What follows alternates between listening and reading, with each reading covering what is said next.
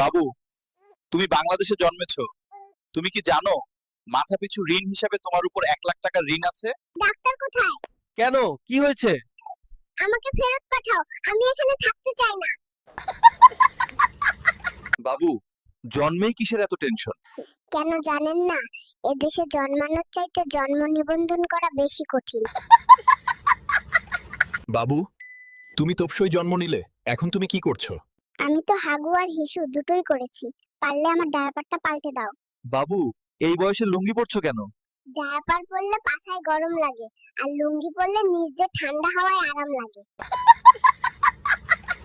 সোনার চামচ মুখে নিয়ে জন্মায় শুনেছি, কিন্তু স্বর্ণের চেইন গলায় নিয়ে জন্মালে কিভাবে? কারণ আমি বড় লোক, আমার বাপে সফল বউ ব্যবসায়ী। বাবু, তুমি এই বয়সে কাজ করছো কেন?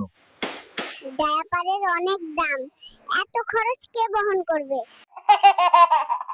তোমার কিসের দাবিতে আন্দোলন করছো?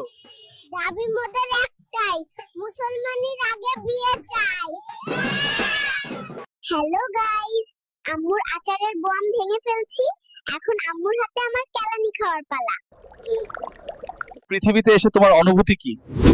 আমার কোনো অনুভূতি নেই, আছে শুধু নুনুভূতি। হিসু ধরে খালি। বাবু, বড় হয়ে কি হতে চাও? প্রথমে বিয়ে করব, তারপর টিকটকে অ্যাকাউন্ট খুলে বউ ব্যবসায়ী হব, থুকু কাপল ভিডিও বানাবো।